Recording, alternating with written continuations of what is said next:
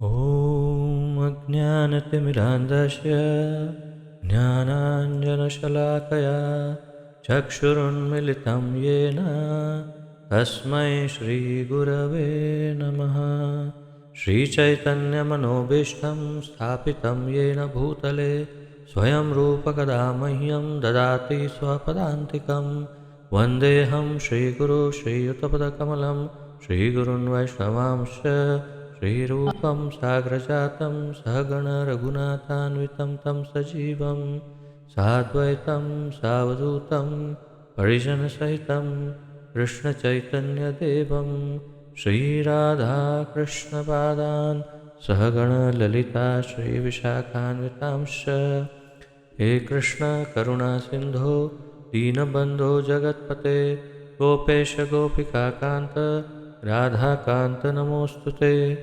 तप्त कांचन गौरांगी राधे वृंदावनेश्वरी वृषभानुसुते देवी प्रणमामि हरिप्रिये। वाञ्छाकल्पतरुभ्यश्च कृपा सिन्धुभ्य एव च पतितानां पावनेभ्यो वैष्णवेभ्यो नमो नमः। अनन्तकोटिवैष्णववृन्द की जय। नमः ओं विष्णुपादाय कृष्णप्रेष्ठाय भूतले श्रीमते जयपताका स्वामिन् इति नामिने। नमो आचार्यपादाय निताय कृपाप्रदायने गौरकथाधामदाय नगरग्रामतारिणे। नमः ओं विष्णुपादाय कृष्णप्रेष्ठाय भूतले श्रीमते भक्तिवेदान्तस्वामिन् इति नामिने। नमस्ते सारस्वते देवे गौरवाणी प्रचारिणे निर्विशेषशून्यवादी पाश्चात्यदेशतारिणे। जय श्री कृष्ण चैतन्य प्रभु नित्यानंद श्री अद्वैत गदाधर श्रीवासादि गौर भक्तवृंद। हरे कृष्ण कृष्ण कृष्ण हरे हरे हरे राम राम राम हरे हरे। हरे कृष्ण कृष्ण कृष्ण हरे हरे हरे राम राम राम हरे हरे। हरे कृष्ण कृष्ण कृष्ण हरे हरे हरे राम राम राम हरे हरे।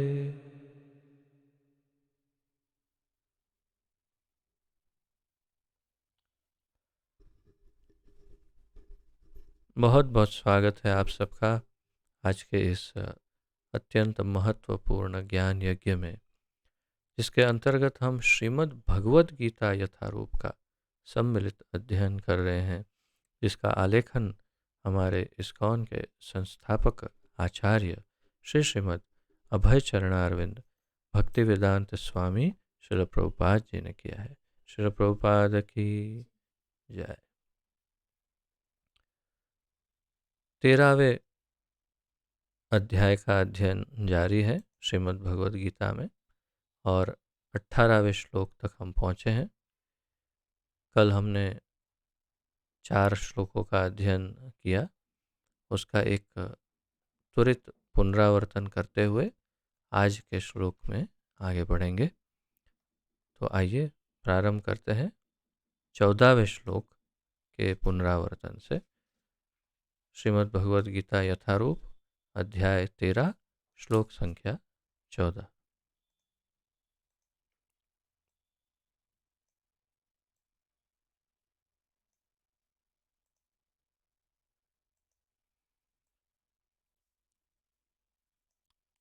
अनुवाद। उनके हाथ पांव आंखें सिर तथा मुंह तथा उनके कान सर्वत्र हैं। इस प्रकार परमात्मा सभी वस्तुओं में व्याप्त होकर अवस्थित है।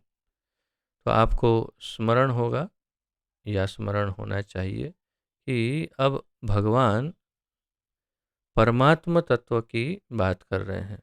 परमात्मा जो है वे कहाँ कहाँ है और उनका किस किस जगह पर कैसे उनकी शक्ति व्याप्त है, वो अब भगवान बता रहे हैं। जबकि वे स्वयं ही परमात्मा है, कृष्ण।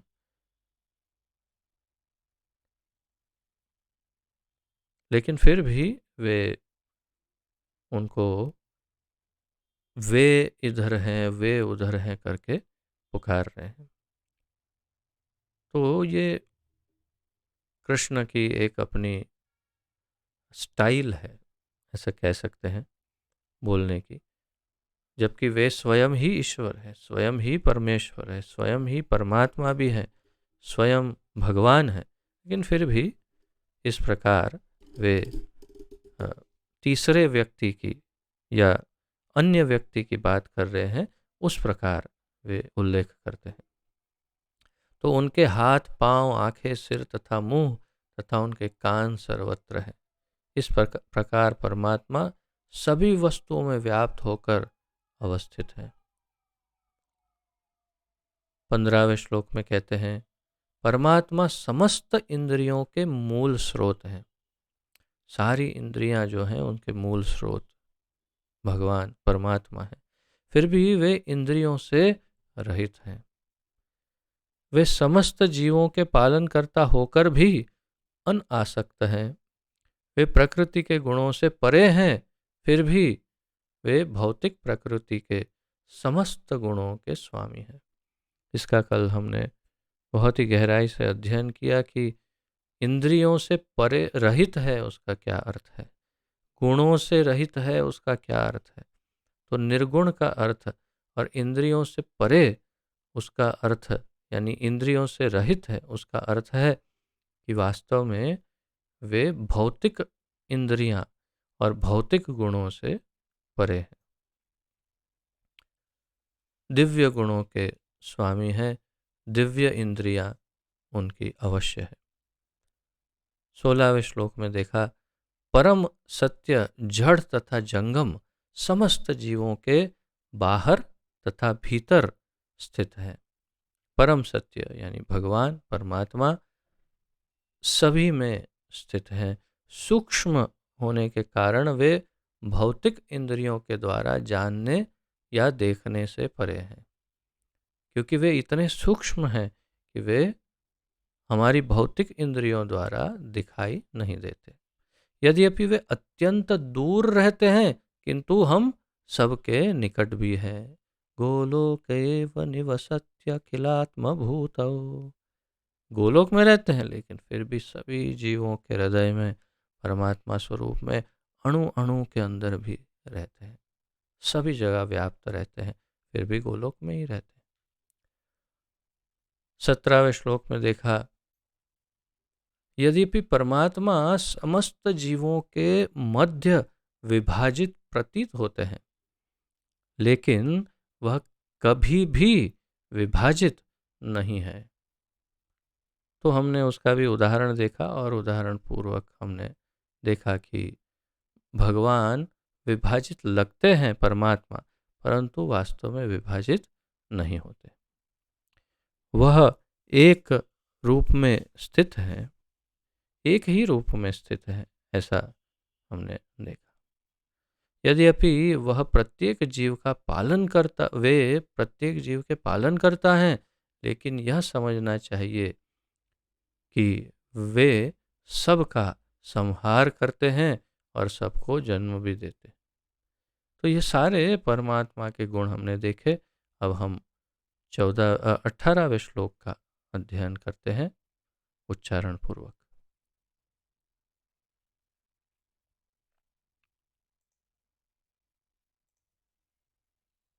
ज्योतिषामपि तज्ज्योति तमसः परमुच्यते, ज्ञानं ज्ञेयं ज्ञानगम्यं हृदि सर्वस्य विष्ठितं। ज्योतिषाम् अपि तज्ज्योतिः तमसः परमुच्यते, ज्ञानं ज्ञेयं ज्ञानगम्यं हृदि सर्वस्य विष्ठितम्।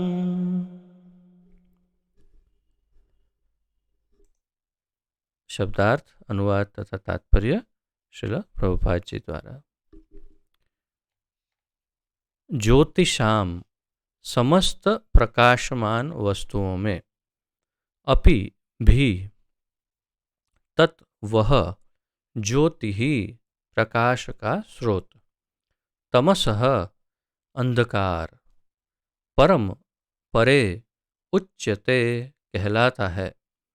ज्ञानम ज्ञान, ज्ञेयम जानने योग्य, ज्ञान गम्य ज्ञान द्वारा पहुँचने योग्य, हृदि हृदय में, सर्वस्य सब, विष्ठितम स्थित।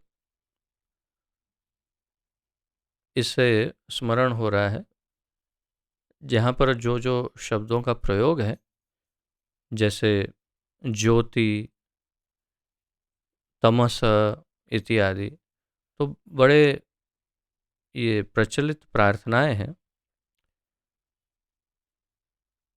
तमसात ज्योतिर्गमय, तमसो माँ ज्योतिर्गमय, यानी मुझे अंधकार से ज्योति प्रकाश की तरफ ले जाइए, ये प्रार्थना है। तमसो माँ ज्योतिर्गमय, तो यहाँ पर ज्योति की बात है, अंधकार की बात है। आइए देखते हैं अनुवाद में कि भगवान क्या कह रहे हैं इस श्लोक में। वे समस्त प्रकाशमान वस्तुओं के प्रकाश स्रोत हैं। किसकी बात चल रही है? परमात्मा की। तो परमात्मा समस्त प्रकाशमान वस्तुओं के प्रकाश स्रोत हैं। जहाँ से सारे प्रकाश उत्पन्न होते हैं वो मूल स्रोत हैं। वे भौतिक अंधकार से परे हैं। इस भौतिक संसार के अंधकार से वे परे हैं और अगोचर हैं। अगोचर, वे ज्ञान है, स्वयं ज्ञान है, ज्ञेय है और ज्ञान के लक्ष्य हैं। वे सबके हृदय में स्थित हैं। अब इसके अर्थ जानने के प्रयास करते हैं। वे समस्त प्रकाशमान वस्तुओं के प्रकाश स्रोत हैं, वो तो समझ में आ गया। सारे जो भी प्रकाशमान है, जैसे सूर्य, चंद्र, तारे आदि जो कुछ भी प्रकाशमान है, सबके स्रोत स्वयं परमात्मा है। भौतिक अंधकार से परे हैं। इस भौतिक संसार में जो भी अंधकार है, उस सारे अंधकार से परे है और अगोचर है। इंग्लिश में क्या लिखते हैं?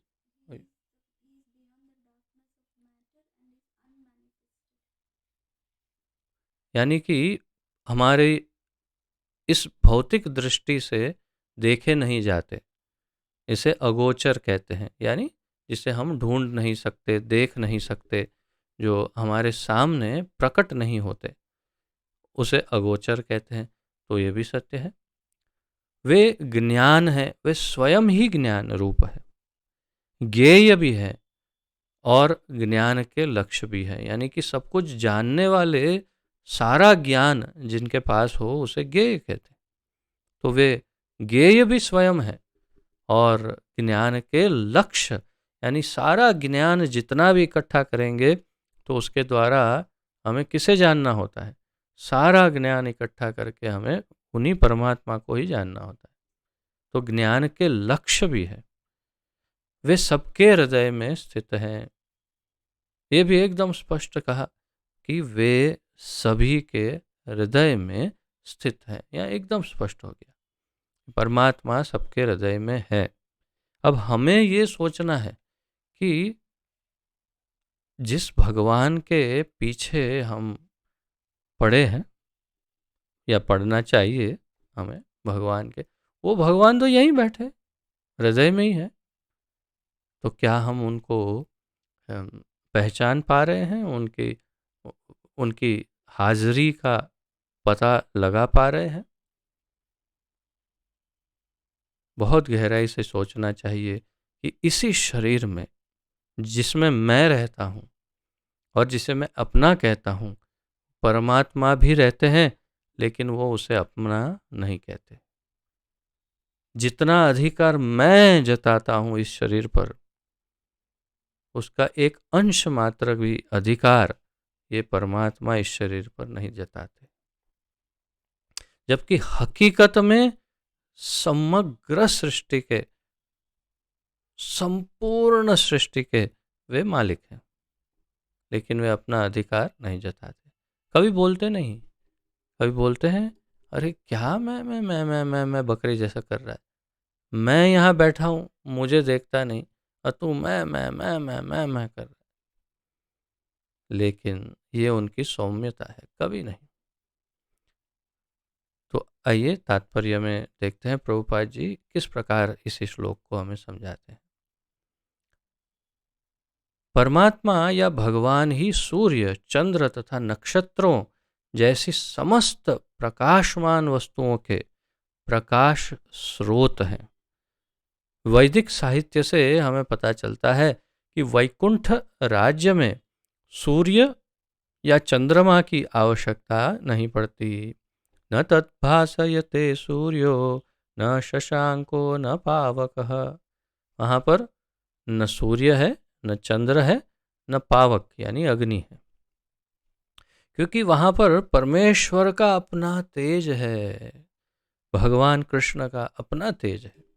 यदि आप लोगों ने मेरे साथ ब्रह्म संहिता का अध्ययन किया हो तो आपको स्मरण होगा, या आपने उन वीडियो को कभी देखा हो जो YouTube में है, हमारा ब्रह्म संहिता का जो अध्ययन है, उसमें एकदम स्पष्ट रूप से कहा गया है कि कृष्ण स्वयं इतने प्रकाशित हैं कि उनके शरीर से ब्रह्म तेज, जिसे हम ब्रह्म ज्योति या निराकार ब्रह्म या मायावादी जी ने ब्रह्म ब्रह्म करते हैं, वो ब्रह्म तेज या प्रकाश कृष्ण के शरीर से उत्पन्न होता है।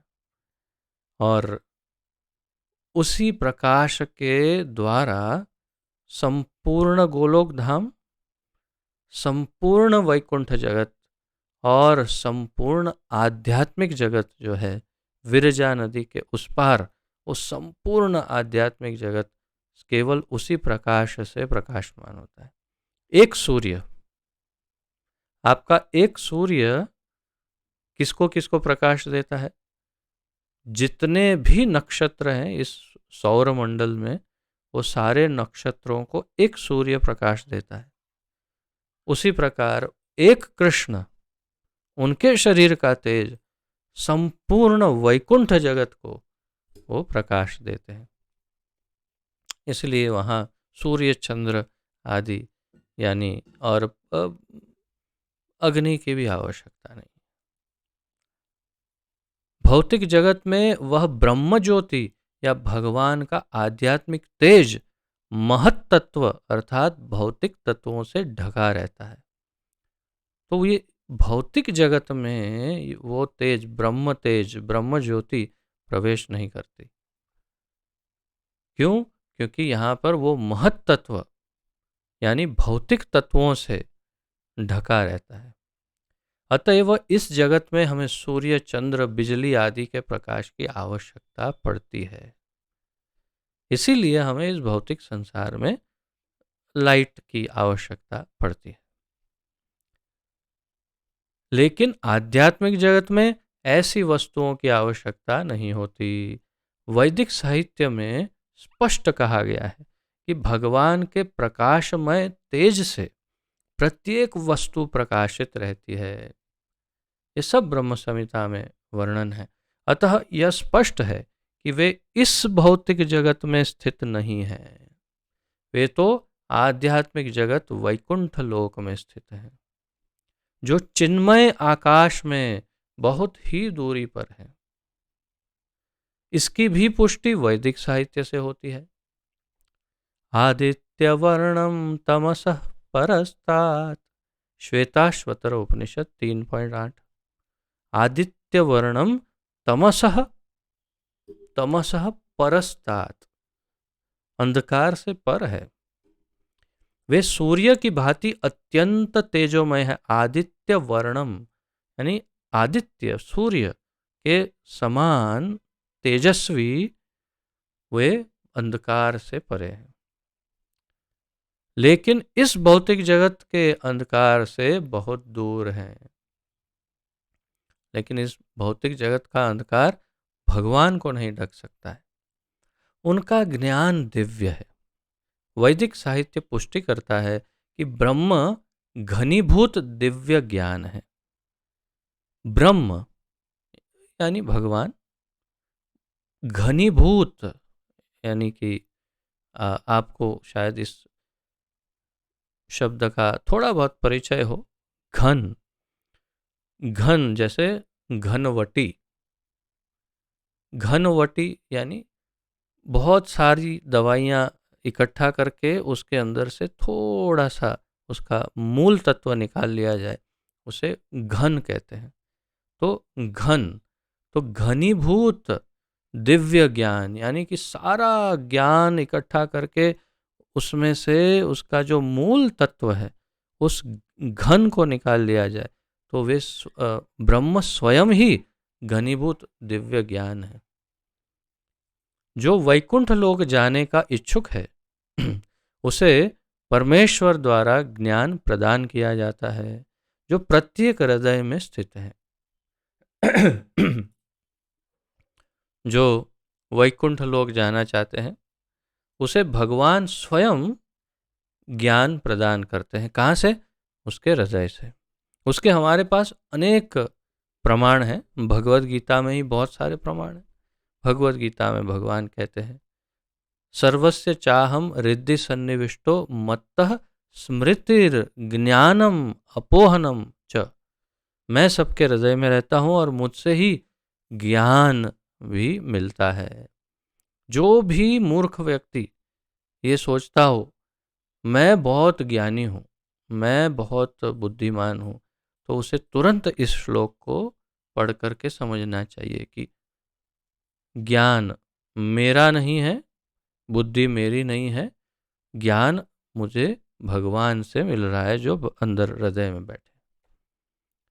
और फिर अनेक जगहों पर, जैसे श्रीमद् भागवत के सबसे पहले श्लोक में, पहले स्कंद के पहले अध्याय के पहले श्लोक में ही कहा, तेने ब्रह्म हृदय आदि कवये, ब्रह्मा जी के हृदय में बैठे बैठे भगवान कृष्ण ने संपूर्ण वेदों का ज्ञान ब्रह्मा जी को प्रदान किया हृदय से।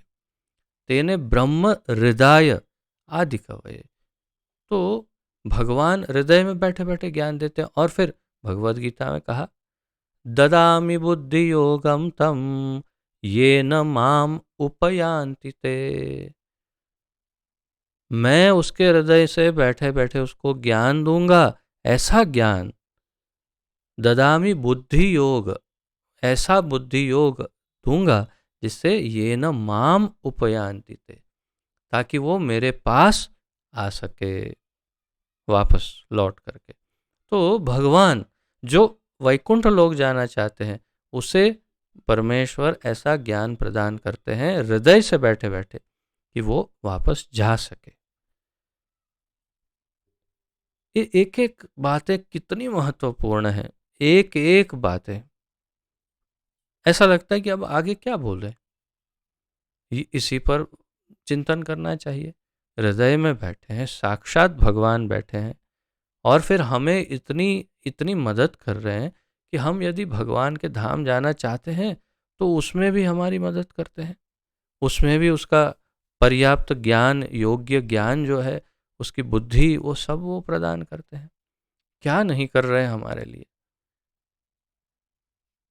आगे देखते हैं, एक वैदिक मंत्र है, प्रभुपाद जी कह रहे हैं, श्वेताश्वतर उपनिषद के छठे श्लोक, छठे अध्याय का 18वां श्लोक, तम हव देवम आत्मबुद्धि प्रकाशम मुमुक्षुर मुमुक्षुर्वै शरणम अहम प्रपद्ये। मुक्ति के इच्छुक मनुष्य को चाहिए कि वह भगवान की शरण में जाए। मुक्ति के इच्छुक, जो मुक्ति चाहते हैं, वो भगवान की शरण में जाने चाहिए। वैसे भी श्रीमद् भागवत में ये प्रचलित श्लोक है कि किसी को मोक्ष चाहिए, किसी को ज्ञान चाहिए, किसी को धन आदि चाहिए, वैभव आदि, या किसी को शुद्ध भक्ति चाहिए, कुछ चाहिए नहीं, वो तो भक्त है, तो उन सबको क्या करना चाहिए? श्रीमद् भागवत में लिखा है, अकाम सर्व कामो वा मोक्ष काम उदारधि तीव्रेण भक्ति योगेन तीव्रेण भक्ति योगेन यजेतः पुरुषः परम। तीव्र भक्ति योग से कृष्ण की पूजा अर्चना सेवा भक्ति करनी चाहिए। क्या चाहिए? अकाम, कुछ भी नहीं चाहिए, भक्ति चाहिए, ठीक है। सर्व काम, बहुत कुछ चाहिए, ये भी चाहिए, ये चाहिए, वो चाहिए, ठीक है। मोक्ष काम, मुक्ति चाहिए। उदारधि, ज्ञान योग चाहिए, ज्ञान चाहिए। सबको एक ही फॉर्मूला, सबके लिए एक ही दवाई, कोई भी बीमारी है एक ही दवाई। तीव्रेण भक्ति योगेन, तीव्र भक्ति योग से कृष्ण की भक्ति करनी चाहिए। तो यहाँ पर इसी बात को कह रहे हैं कि जो मुक्ति के इच्छुक मनुष्य है वो भगवान कृष्ण की शरण में जाए। जहाँ तक चरम ज्ञान के लक्ष्य का संबंध है, वैदिक साहित्य से भी पुष्टि होती है। चरम ज्ञान यानी जो घन कहा ज्ञान का, वो परम ज्ञान, वो कैसे मिलेगा? तमेव विदित्वाति मृत्युमेति। उन्हें जान लेने के बाद ही जन्म तथा मृत्यु की परिधि को लांघा जा सकता है। श्वेताश्वतर उपनिषद 3.8। अर्थात जब भगवान को जान लेते हैं तो उसके बाद ये जन्म मृत्यु का जो चक्र है उसको बंद कर सकते हैं। जन्म मृत्यु के चक्र से बाहर निकल सकते हैं। कब? जब भगवान को जान लेते हैं तब। इसीलिए तो भगवान ने भगवद गीता में भी कहा, जन्म कर्म चमे दिव्यम एवं यो वेत्ति तत्वतः त्यक्त्वा देहम पुनर्जन्म नयति माम इति सो अर्जुन। जो केवल मेरे जन्म और कर्म को जान लेता है उसे दोबारा जन्म नहीं लेना पड़ता। तो यहां पर भी वही कहा श्वेताश्वतर उपनिषद में कि जो उन्हें जान लेता है उसे दोबारा मृत्यु और जन्म के चक्र में नहीं फंसना पड़ता। वे प्रत्येक हृदय में परम नियंता के रूप में स्थित हैं। प्रभुपाद जी कह रहे हैं प्रत्येक हृदय में परम नियंता के रूप में। परम नियंता, नियंता अर्थात नियंत्रक, कंट्रोलर, परम नियंता के रूप में। ईश्वर सर्वभूतानां हृद्देशे अर्जुन तिष्ठति भ्राम्यन् सर्वभूतानि यंत्र आरूढ़ानि मायया। भगवान बैठे बैठे क्या करते हैं हृदय में? कृष्ण बता रहे हैं, ईश्वर सर्वभूतानां हृद्देशे अर्जुन तिष्ठति। सबके हृदय में बैठते हैं, फिर क्या करते हैं? भ्राम्यन् सर्वभूतानि, सबको सबको भ्रमित करते हैं भगवान हृदय में बैठे बैठे। लेकिन आप उन पर दोष नहीं लगा सकते। आप ये नहीं कह सकते अच्छा भ्रमित तो मैं उनके कारण हो रहा हूँ, नहीं नहीं, हम दोष नहीं लगा सकते। क्यों? क्योंकि हमारी इच्छाओं के अनुसार वे फल देते हैं। तो भ्राम्यन् सर्वभूतानि, सबको भ्रमित करने का काम करते हैं। किससे? लेकिन स्वयं नहीं करते। यंत्र आरूढ़ानि, यंत्र का उपयोग करते, जैसे यंत्र पे, जैसे आप स्कूटर पे बैठकर स्कूटर चला रहे हैं, कंट्रोल कर रहे हैं, ऐसे यंत्र आरूढ़ानि मायया, माया का उपयोग करके सबको भ्रमित करते हैं, कंट्रोल करते हैं सबको, लेकिन माया का उपयोग करके, स्वयं नहीं करते। तो इस प्रकार यहाँ पर प्रभुपाद जी यही कह रहे हैं, वे प्रत्येक के हृदय में परम नियंता के रूप में स्थित हैं। परमेश्वर के हाथ पैर सर्वत्र फैले हैं। लेकिन जीवात्मा के विषय में ऐसा नहीं कहा जा सकता। जीवात्मा सर्वत्र फैला नहीं हो सकता। तो फिर हम अहम ब्रह्मास्मि कहने का क्या तात्पर्य है? मैं कैसे वो ब्रह्म हो सकता हूँ जो सब जगह फैल जाए? अतएव यह मानना ही पड़ेगा। प्रभुपाद जी कैसे शब्दों का उपयोग कर रहे हैं? अतएव ये मानना ही पड़ेगा क्या? कि कार्य क्षेत्र को जानने वाले दो ज्ञाता हैं। कार्य क्षेत्र यानी ये शरीर, आपको शायद ये शब्दों का ध्यान हो कि हम कार्य क्षेत्र यानी क्षेत्र और क्षेत्रज्ञ उसकी चर्चा कर रहे हैं इस चैप्टर में। क्षेत्र कौन है? ये शरीर। और क्षेत्रज्ञ कौन है? कितने क्षेत्रज्ञ हैं? दो। कौन से दो? मैं जीवात्मा और दूसरा परमात्मा। दो क्षेत्रज्ञ हैं। तो यहाँ पर प्रभुपाद जी उसकी बात कर रहे हैं कि ये मानना ही पड़ेगा कि कार्य क्षेत्र को जानने वाले दो ज्ञाता हैं, एक जीवात्मा तथा दूसरा परमात्मा। पहले के हाथ पैर केवल किसी एक स्थान तक सीमित है, यानी हम जीवात्मा के हाथ पैर सीमित हैं, एक देशीय जिसे कहते हैं, जबकि कृष्ण के हाथ पैर सर्वत्र फैले हैं। इसकी पुष्टि श्वेताश्वतर उपनिषद 3.17 में इस प्रकार हुई है। आज श्वेताश्वतर उपनिषद से अनेक उदाहरण, अनेक श्लोकों का उदाहरण लिया है।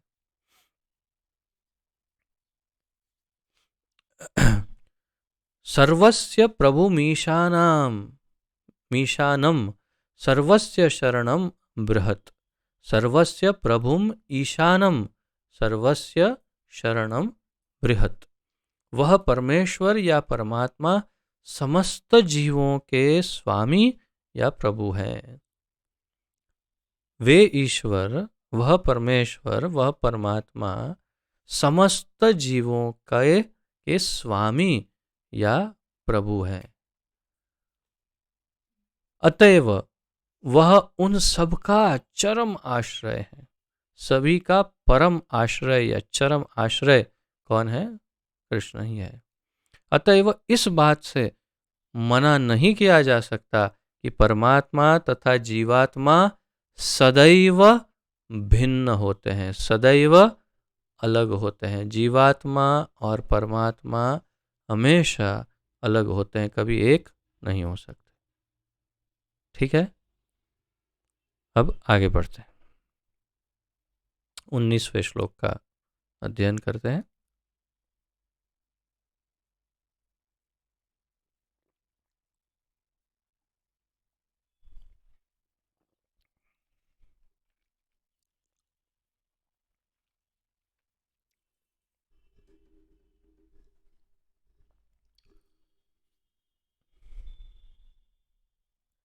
इति क्षेत्रं तथा ज्ञानं ज्ञेयं चोक्तं समासतः मद्भक्त एतद्विज्ञाय मद्भावायोपपद्यते। इति क्षेत्रं तथा ज्ञानं ज्ञेयं चोक्तं समासतः मद्भक्त एतद्विज्ञाय मद्भावायोपपद्यते।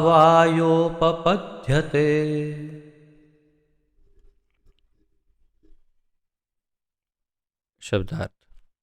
इति इस प्रकार, क्षेत्रम मतलब अब यहाँ पर इस चर्चा को भगवान विराम देने वाले हैं।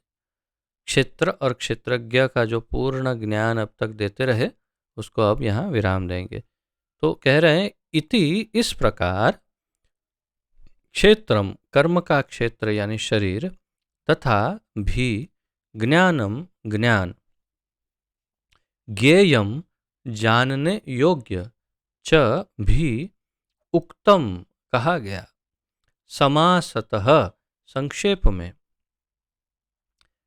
मत भक्तः मेरा भक्त, एतत् यह सब, विज्ञाय जानकर, मत भावाय मेरे स्वभाव को, उपपद्यते।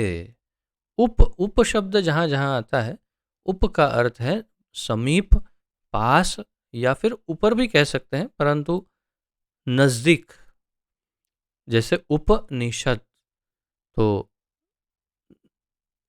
भगवान के नजदीक। उप जहां जहां भी उप लगता है, यहां उपपद्यते यानी प्राप्त करता है। अनुवाद। इस प्रकार मैंने कर्म क्षेत्र यानी शरीर, ज्ञान तथा ज्ञेय का संक्षेप में वर्णन किया है। भगवान ने इन तीनों का संक्षेप में वर्णन किया। कर्म क्षेत्र यानी शरीर, ज्ञान तथा ज्ञेय यानी इस कर्म क्षेत्र को जानने वाले, वो दो है, आत्मा तथा परमात्मा। इसे केवल मेरे भक्त ही पूरी तरह समझ सकते हैं और इस तरह मेरे स्वभाव को प्राप्त होते हैं। बस यहाँ पर एकदम स्पष्ट कर दिया, फाइनल कर दिया। क्या कहा? इसे केवल मेरे भक्त ही पूरी तरह समझ सकते हैं और इस तरह मेरे स्वभाव को प्राप्त होते हैं। अब दूसरों के लिए कोई गुंजाइश, कोई भी उनके लिए स्थान नहीं छोड़ा। भक्ति योग या भक्ति योगी या कृष्ण के भक्त, उनको छोड़ करके दूसरे सब जितने भी हैं, ध्यान योगी, ज्ञान योगी, कर्म योगी या जो कोई भी, उन सब का स्थान समाप्त। केवल इतना स्पष्ट कह रहे, केवल मेरे भक्त ही ये सब समझ सकते हैं और मेरे स्वभाव को प्राप्त हो जाते हैं। प्रभुपाद जी तात्पर्य में इसे अच्छी तरह समझाते हैं, भक्ति योग की शक्ति का परिचय देते हैं। भगवान ने शरीर, ज्ञान तथा ज्ञेय का संक्षेप में वर्णन किया है। यह ज्ञान 3 वस्तुओं का है। ज्ञान 3 वस्तुओं का है, ज्ञाता, ज्ञेय तथा जानने की विधि। ज्ञाता यानी जो जानता है, ज्ञेय यानी जानने योग्य जो ज्ञान है वो, तथा या हाँ और जानने की विधि। ये तीनों मिलकर विज्ञान कहलाते हैं। इन तीनों को मिला करके विज्ञान कहा जाता है। पूर्ण ज्ञान भगवान के अनन्य भक्तों द्वारा प्रत्यक्षतः समझा जा सकता है, लेकिन पूरा ज्ञान केवल भगवान के भक्तों द्वारा ही प्रत्यक्षतः समझा जा सकता है, वो भी पूर्ण ज्ञान, वो भी केवल भक्तों द्वारा। अन्य इसे समझ पाने में असमर्थ रहते हैं। अब ये सब प्रभुपाद जी रिपीट कर रहे हैं जो भगवान ने कहा है। भगवान ने कह दिया और हम सब लोगों को, हम सब जितने यहाँ सुन रहे हैं, हम सब भक्ति योगी हैं, तो हमारे लिए तो ये आनंद की बात है और एक प्रकार से थोड़े गर्व की भी बात है कि जो भक्ति योग में हैं, कृष्ण के भक्त हैं, उनके लिए ये ज्ञान ओपन है, यानी कि हम सब ये प्राप्त कर सकते हैं। परंतु जो अन्य योगी हैं, वो ये ज्ञान को पढ़ भी लेंगे लेकिन समझ नहीं पाएंगे। ये कृष्ण की अपनी इच्छा की बात है, उनकी अपनी घोषणा है ये। तो हमारे लिए तो अच्छी बात है, परंतु अन्यों के लिए, अन्य इसे समझ पाने में असमर्थ रहते हैं। प्रभुपाद जी कह रहे हैं, अद्वैतवादियों का कहना है कि अंतिम अवस्था में ये तीनों बातें एक हो जाती है, लेकिन भक्त इसे नहीं मानते। अद्वैतवादी कहते हैं तीनों बातें कौन सी? ज्ञान, ज्ञाता, ज्ञेय तथा जानने की विधि, ये सब एक हो जाता है, लेकिन भक्त इस बात को नहीं मानते।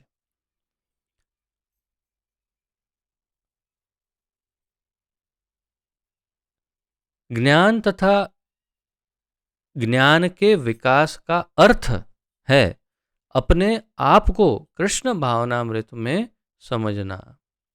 ज्ञान और ज्ञान के विकास का क्या अर्थ है कि मैंने ज्ञान प्राप्त किया, अब मैं और ज्ञान प्राप्त कर रहा हूँ, उसमें विकास कर रहा हूँ, ये सब का क्या अर्थ है? इसका अर्थ क्या हो सकता है? कोई कहे कि मैं ज्ञानी हूँ, अच्छा ठीक है, ज्ञान योगी हूँ, अच्छा ठीक है, तो क्या ज्ञान प्राप्त कर रहे हो? ज्ञान योगी कभी अपने आप को पूछते नहीं कि मैं क्या ज्ञान प्राप्त कर रहा हूँ, किस लिए प्राप्त कर रहा हूँ, ध्येय क्या है? ज्ञान प्राप्त करके मोक्ष प्राप्त करना है? वो तो और भी दूसरे रास्तों से मिल जाएगा, उसमें ज्ञान प्राप्त करने की क्या जरूरत है। तो वास्तविक ज्ञान क्या है? वास्तविक ज्ञान है कृष्ण के संबंध में। यानी प्रभुपाद जी कह रहे हैं आपको कृष्ण भावनामृत में समझना है, अपने आप को कृष्ण भावनामृत को समझना, वही ज्ञान और ज्ञान का विकास है। अगर हम कृष्ण भावनामृत में नहीं, भक्ति में नहीं, तो हम कोई ज्ञान में नहीं, या तो फिर वो ज्ञान व्यर्थ है, जो भी अन्य ज्ञान हो। अर्थात बटन प्रेस हो गया, क्षमा करिए।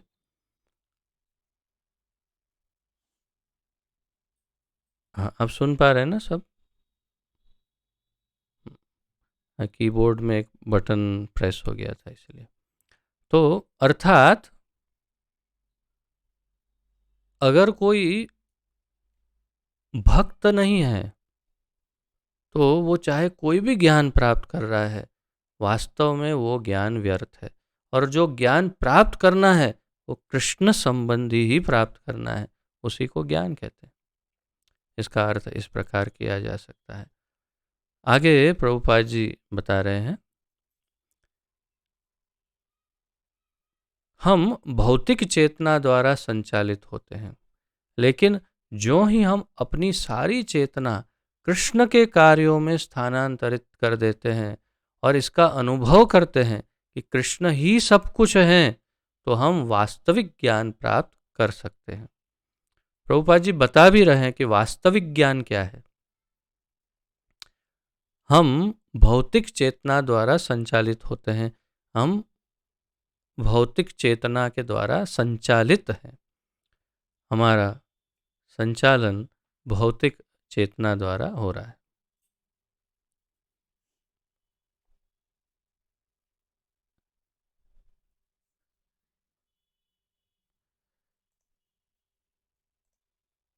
तो यहाँ पर प्रभुपाद जी इस बात को बहुत ही बलपूर्वक हमें बता रहे हैं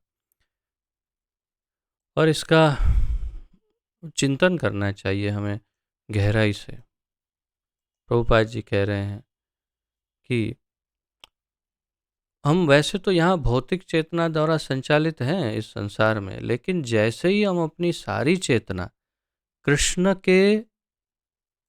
कृष्ण के कार्यों में स्थानांतरित कर देते हैं और इसका अनुभव करते हैं कि कृष्ण ही सब कुछ है, तो हमारी सारी चेतना कृष्ण में लगा देते हैं, कृष्ण भावना भावित हो जाते हैं और हम ये अनुभव भी करते हैं कि कृष्ण ही सब कुछ है, तो हम वास्तविक ज्ञान प्राप्त कर सकते हैं।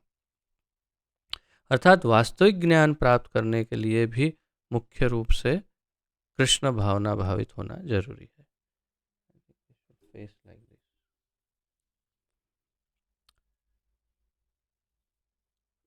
दूसरे शब्दों में, ज्ञान तो भक्ति को पूर्णतया समझने के लिए प्रारंभिक अवस्था है। दूसरे शब्दों में ज्ञान क्या है? भक्ति को पूरी तरह समझने के लिए प्रारंभिक अवस्था है, शुरुआत की अवस्था है। किसके लिए? भक्ति को पूरी तरह समझने के लिए। अर्थात ज्ञान क्या है, ये अगर प्रश्न पूछा जाए तो इसका सीधा उत्तर क्या है? भक्ति को समझने के लिए जो भी जानकारी है उसे ज्ञान कहते हैं। 15वें अध्याय में इसकी विशद व्याख्या की गई है। 15वां अध्याय जब हम करेंगे तो इसमें और अधिक इसकी जानकारी मिलेगी।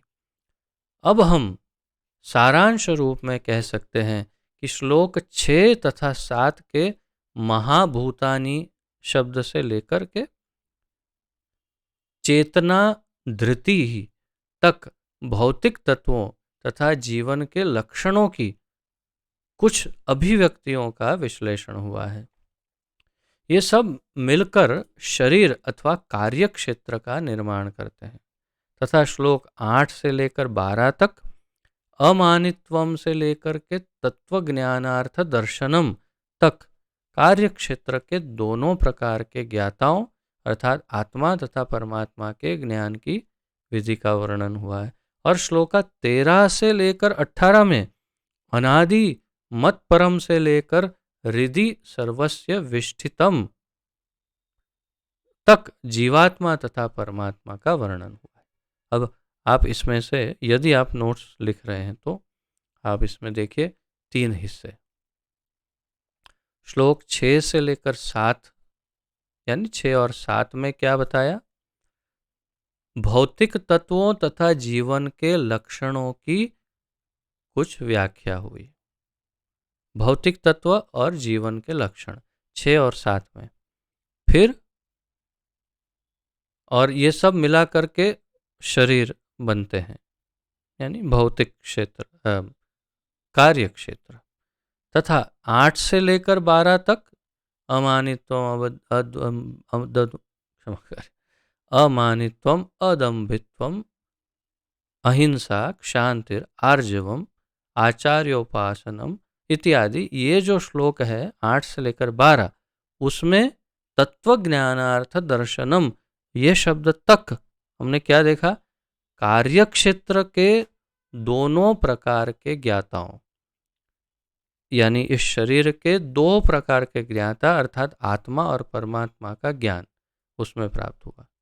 और 13 से 18 में अनादि मत परम से लेकर हृदि सर्वस्य विष्ठितम तक जीवात्मा और परमात्मा का वर्णन हुआ, जिसमें ये स्थापित किया गया भगवान द्वारा कि परमात्मा सर्वस्य सर्वत्र व्याप्त है, सर्वशक्तिमान है, सबके नियंता है और सब कुछ उनके अधीन है।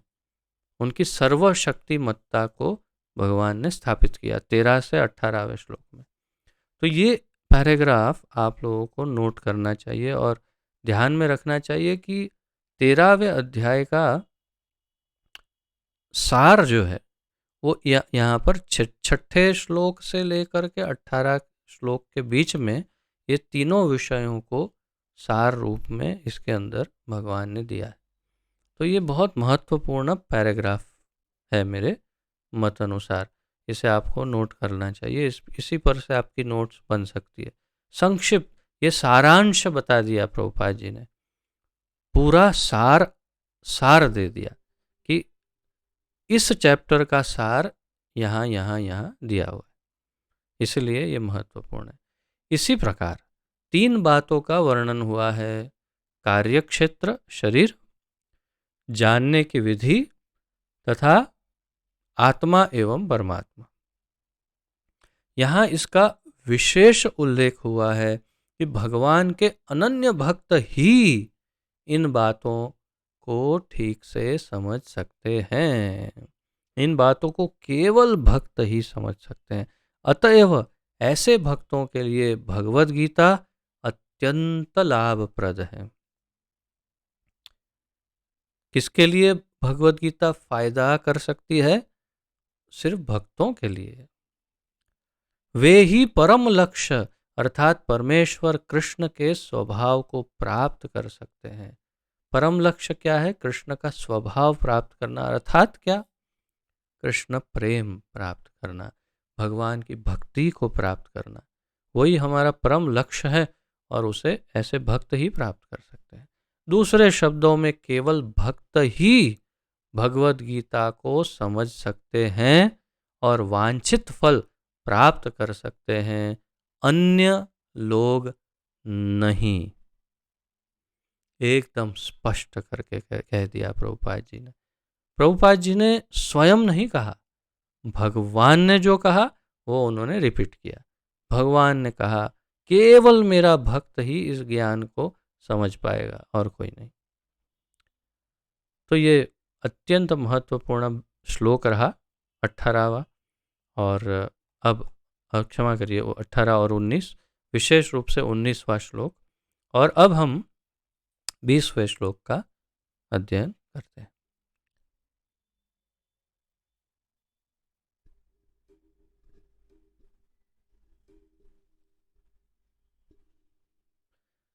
प्रकृतिं पुरुषं चैव विद्यानादि उभावपि विकारांश्च गुणांश्चैव विद्धि प्रकृतिसम्भवान् प्रकृतिं पुरुषं चैव विध्यनादि उभावपि विकारांश्च गुणांश्चैव विद्धि प्रकृतिसम्भवान्।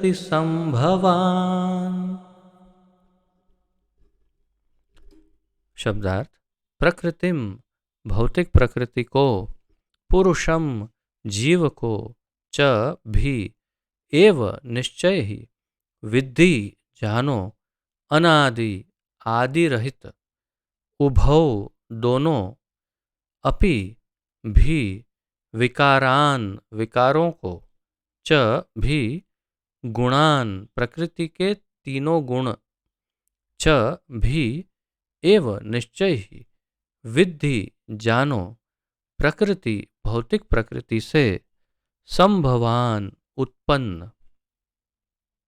अनुवाद: प्रकृति तथा जीवों को अनादि समझना चाहिए। उनके विकार तथा गुण प्रकृति जन्य हैं। प्रकृति और जीव की बात कर रहे हैं।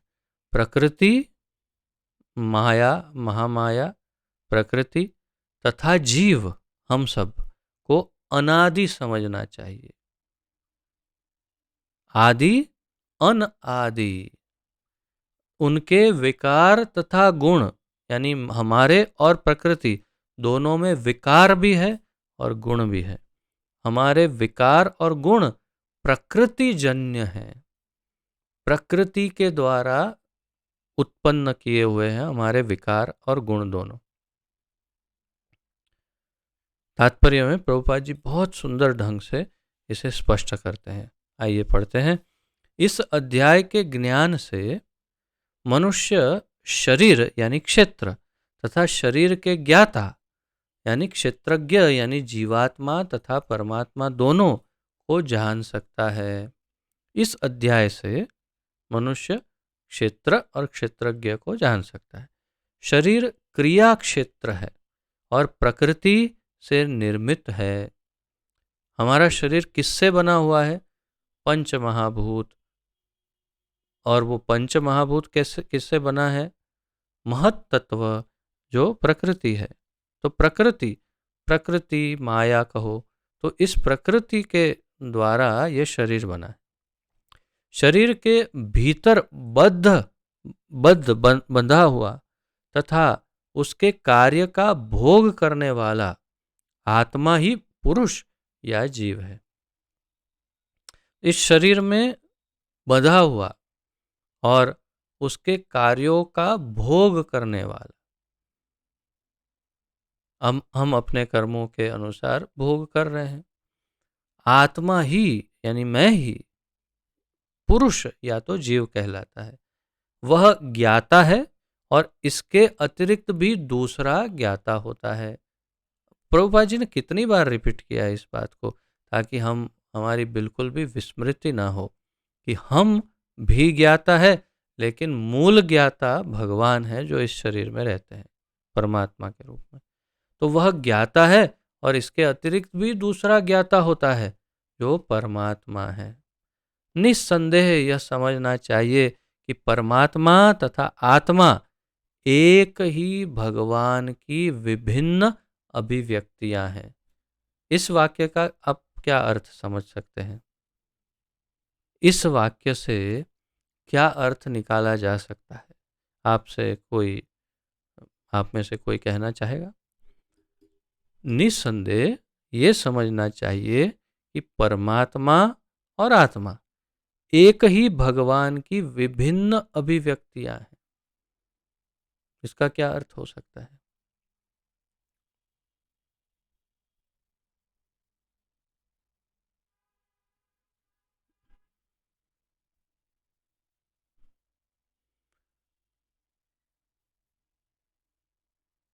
बताइए। हरे कृष्ण बाबू जी, धन्यवाद। प्रणाम महाराज जी। आप इस शब्द के तात्पर्य में ऐसा बता रहे हैं ये कि अंश जो परमात्मा है स्वयं भगवान, उसकी भिन्न अंश जीव, उसमें से भिन्न अंश जो क्षुद्र अंश है वो जीव है, ऐसा वक्त कर रहा है।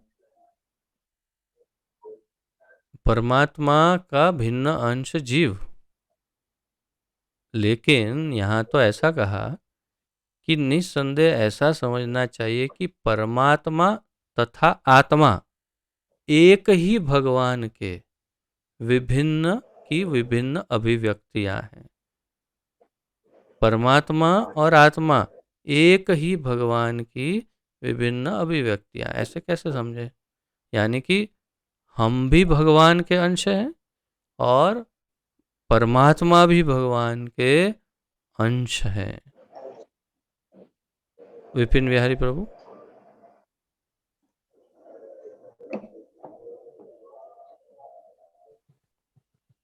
हरे कृष्ण गुरु जी, दंडवत प्रणाम। जय श्री गुरु महाराज।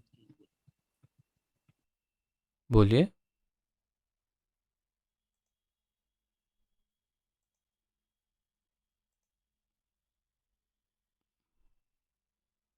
बताइए।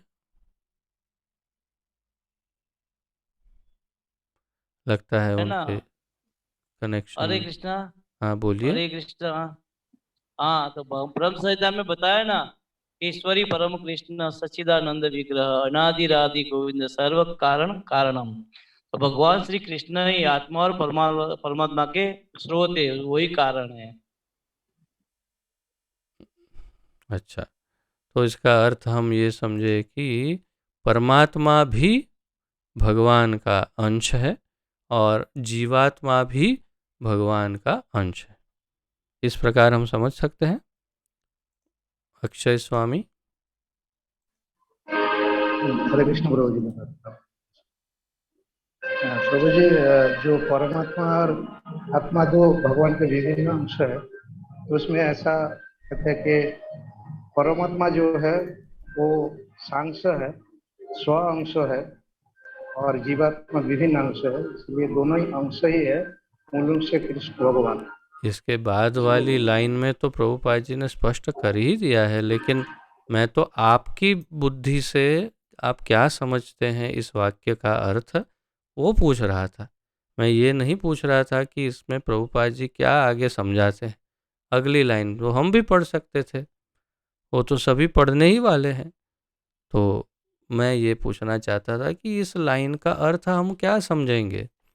परमात्मा भी अंश है, क्योंकि इतने सारी बार तो कह दिया कि सब में विभाजित हुआ लगता है, लेकिन वो तो एक ही है, सर्वव्यापी है, सर्वशक्तिमान है, सबका नियंता है, सबों के हृदय में रहता है, अणु अणु में रहता है, सर्वत्र व्याप्त है। तो फिर वो भगवान का अंश कैसे हुआ? वो तो स्वयं ही भगवान नहीं हुआ। तो यही बात यहाँ पर मैं पूछना चाहता हूँ कि इस वाक्य का अर्थ क्या अपनी बुद्धि से समझते हैं। ये तो हम भी पढ़ना जानते, प्रभुपाद जी ने अगली लाइन में समझा ही दिया है। खैर, जीवात्मा उनकी शक्ति है और परमात्मा उनका साक्षात अंश यानी स्व अंश है। तो जीवात्मा, हम जीवात्मा भगवान की शक्ति है, विभिन्न अंश है हम, विभिन्न अंश यानी उनसे अलग हुए, पृथक हुए, अलग हुए अंश हैं। और परमात्मा भगवान का अंश है, लेकिन स्व अंश है, यानी कि स्वयं भगवान का अंश, यानी स्वयं भगवान ही है, परंतु फिर भी अंश है। तो ये वाक्य का अर्थ उस प्रकार सही समझना है कि परमात्मा भी अंश है, जीवात्मा भी अंश है, लेकिन जीवात्मा उनसे अलग हो चुका है और विभिन्न अंश उनकी शक्ति के समान है, और हम उनकी तटस्था शक्ति है, परंतु परमात्मा उनकी स्व है, स्वरूप है उनका, यानी उनका स्व अंश है, उनका अपना ही एक रूप है भगवान का, लेकिन अंश है। तो इसीलिए ब्रह्म हमें श्रीमद् भागवतम में ये ज्ञान दिया जाता है तत् वदन्ति तत् तत्त्वविदस्तत्त्वं यज्ञानम अद्वयम ब्रह्मेति परमात्मेति भगवान इति शब्दते। अर्थात कि भगवान को 3 स्टेप्स में, 3 स्टेजेस में उनका साक्षात्कार होता है। सबसे पहले भगवान को हम ब्रह्म के रूप में जानते हैं, फिर भगवान को हम परमात्मा के रूप में, हृदय में विराजमान परमात्मा के रूप में उनको जान सकते हैं, और उसके पश्चात हम भगवान को साक्षात परब्रह्म परमेश्वर जो गोलोक धाम में निवास करते हैं, उन सर्वेश्वर भगवान को हम उस प्रकार जानते हैं। ठीक है, तो बस यही मूल बात है कि परमात्मा भी भगवान का अंश है, संपूर्ण भगवान स्वयं नहीं है, लेकिन भगवान तो है ही। ये भी नहीं कि हाँ परमात्मा का लेवल थोड़ा डाउन है, उन पर क्या ज़्यादा ध्यान देना, हम तो भगवान पर ध्यान देंगे, ये तो हो सकता है इतना ही महत्वपूर्ण नहीं। भगवान तो भगवान ही है, चाहे अंश हो चाहे अंशी हो। प्रभुपाद जी आगे बताते हैं, प्रकृति तथा जीव दोनों ही नित्य है। प्रकृति भी नित्य है, जीव भी नित्य है। तात्पर्य यह है कि वे सृष्टि के पहले से विद्यमान हैं। ऐसा कोई समय न था और न कभी होगा जब हम जीवात्मा नहीं रहेंगे। हम सब हमेशा रहते हैं। यह भौतिक अभिव्यक्ति परमेश्वर की शक्ति से है और उसी प्रकार जीव भी है। और यह भौतिक अभिव्यक्ति जो है, संपूर्ण सृष्टि जो है, वो भगवान की शक्ति से है, और उसी प्रकार जीव भी भगवान की अभिव्यक्ति है। सॉरी, क्षमा कीजिए। किंतु जीव श्रेष्ठ शक्ति है। प्रकृति का और जीव का अगर हम उन दोनों की तुलना करें तो हमेशा प्रकृति निकृष्ट है, निम्न स्तर पर है, नीचे के स्तर पर है, और जीवात्मा प्रकृति से ऊपर है। लेकिन प्रकृति इतनी विशाल है और इतनी शक्तिशाली है कि सभी जीवों के ऊपर वो अपना राज्य चलाती है। अर्थात कि सभी जीव इस प्रकृति, इस माया के बंधन में है, जबकि प्रकृति हमसे निम्न स्तर पे है। फिर भी इतनी शक्ति है प्रकृति में, लेकिन स्तर उसका हमसे नीचे है। तो हमारे पास तो एक ही उपाय है, यदि हमें इस प्रकृति के बंधन से, माया के बंधन से मुक्त होना है, तो मामेव ये प्रपद्यन्ते मायाम एताम तरन्ति ते। सिर्फ कृष्ण कह रहे हैं, जो मेरी शरण ग्रहण करता है वही इस माया को पार कर सकता है, और कोई नहीं। प्रभुपाद जी आगे बताते हैं, जीव तथा प्रकृति इस ब्रह्मांड के उत्पन्न होने के पूर्व से विद्यमान है। ब्रह्मांड के पहले से हम सब हैं। प्रकृति तो महाविष्णु में लीन हो गई, और जब इसकी आवश्यकता पड़ी तो यह महत् तत्व के द्वारा प्रकट हुई। महाविष्णु के शरीर में लीन है कौन? प्रकृति। जब सृष्टि करने की आवश्यकता पड़ी तो महत् तत्व के रूप में प्रकट हुई। इसी प्रकार से जीव भी उनके भीतर रहते हैं। ये भी हमने ये ज्ञान प्राप्त किया कि कल्पक्षय पुनस्तानि कल्पादौ विसृजाम्यहम्। तो जब कल्प का अंत हो जाता है तो सारे जीव महाविष्णु के शरीर में चले जाते हैं, और फिर नए कल्प की शुरुआत में सारे जीव वापस जाग जाते हैं और अपने अपने स्थान पर लौट जाते हैं। तो इसी प्रकार से जीव भी उनके भीतर रहते हैं, महाविष्णु के अंदर, और चूंकि वे बद्ध हैं अतएव वे परमेश्वर की सेवा करने से विमुख है। क्योंकि हम माया से बद्ध हैं, इसलिए हम परमेश्वर की सेवा नहीं कर रहे। हम अपनी इंद्रियों की सेवा करते हैं। इस तरह उन्हें वैकुंठ लोक में प्रविष्ट होने नहीं दिया जाता, क्योंकि हम माया की यानी अपनी इंद्रियों की सेवा कर रहे हैं, इसीलिए हमें वैकुंठ में प्रवेश नहीं मिलता। लेकिन प्रकृति के व्यक्त होने पर इन्हें भौतिक जगत में पुनः कर्म करने और वैकुंठ लोक में प्रवेश करने की तैयारी करने का अवसर दिया जाता है। और फिर हमें अवसर दिया जाता है कि आप जाओ वैकुंठ में। कैसे जाओगे? भक्ति करो। कैसे करोगे? इस शरीर को धारण करो, पृथ्वी पर आओ और फिर भजन करो, हरि नाम संकीर्तन करो, सेवा करो और भगवान के धाम लौट जाओ। ये अवसर दिया जाता है। इस भौतिक सृष्टि का यही रहस्य है। प्रभुपाद जी कह रहे हैं भौतिक सृष्टि का रहस्य यही है। कोई ये सोचता हो कि हम ज्ञान ज्ञान ज्ञान ज्ञान भूखा है ज्ञान का, तो ये लो, जो इस संपूर्ण सृष्टि का रहस्य जानना चाहता है यही रहस्य है। वो क्या क्या रहस्य है? सार रूप में क्या रहस्य है? क्या हमने चर्चा सुनी प्रभुपाद जी से? हम सब, मैं, आप सब जीव, हम सब जीव और प्रकृति, हम सब हमेशा हैं। हम महाविष्णु के शरीर में थे और जैसे ही सृष्टि उत्पन्न हुई, उत्पन्न करने का समय हुआ, तो महत तत्व के रूप में प्रकृति प्रकट हुई और हम सब जीव भी जाग गए और एक एक शरीर लेकर के आ गए। कब तक ऐसा करेंगे? जब तक हम भगवान के धाम जाने के लिए रेडी नहीं हो जाते, भक्ति पूर्ण रूप से इतनी नहीं करते जब तक, तब तक हम यहीं रहेंगे। तो अभी हमें क्या करना चाहिए? ये प्रश्न अब आपने आपसे पूछिए कि हमें अब ऐसा क्या करना चाहिए जिससे हम इससे मुक्त हो सके।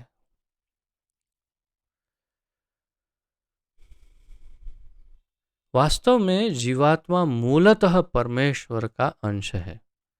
जीवात्मा किसका अंश है? परमेश्वर का अंश है, भगवान का। लेकिन अपने विद्रोही स्वभाव के कारण वह प्रकृति के भीतर बद्ध रहता है। ये जवाब है।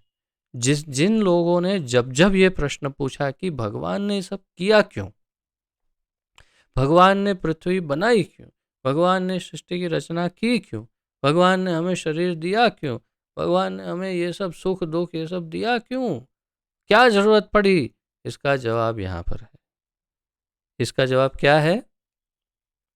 वास्तव में जीवात्मा मूलतः परमेश्वर का अंश है, हम भगवान के ही अंश है, लेकिन अपने विद्रोही स्वभाव के कारण वह प्रकृति के भीतर बद्ध रहता है।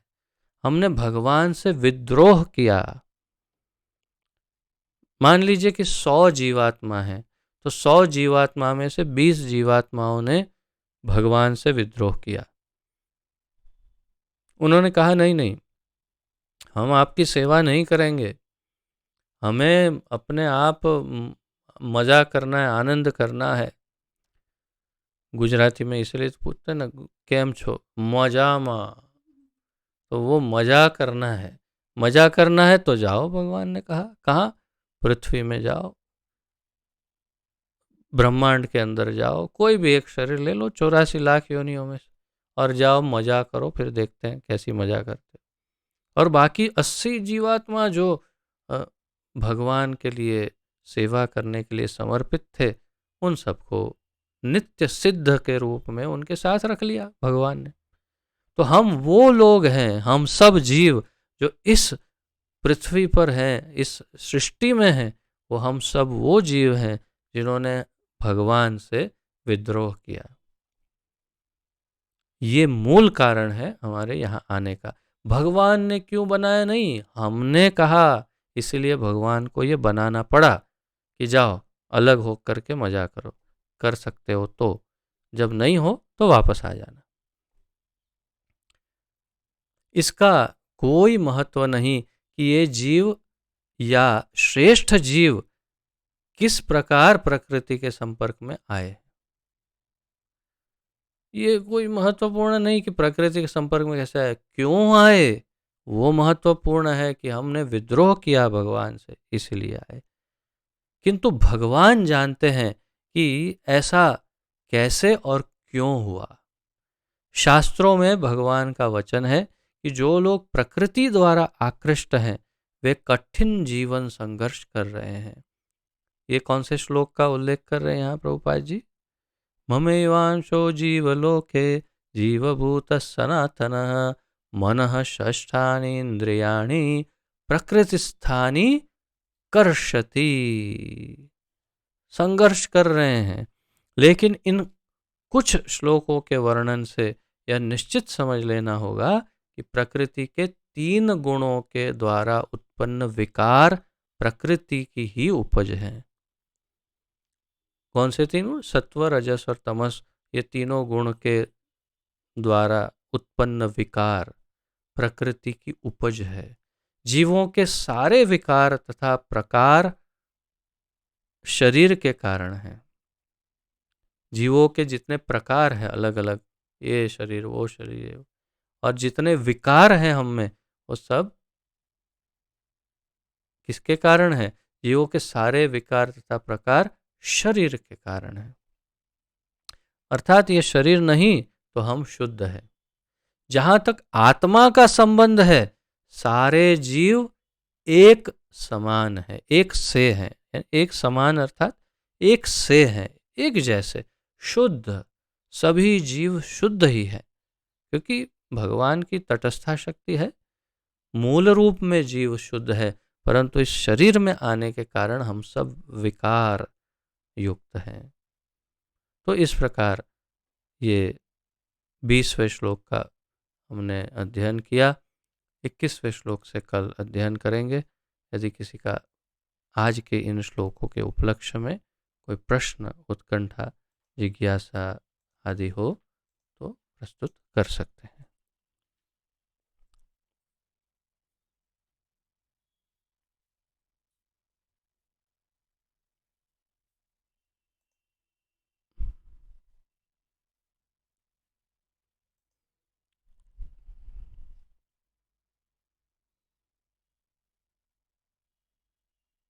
ठीक है, कोई प्रश्न ना हो तो विराम लेते हैं।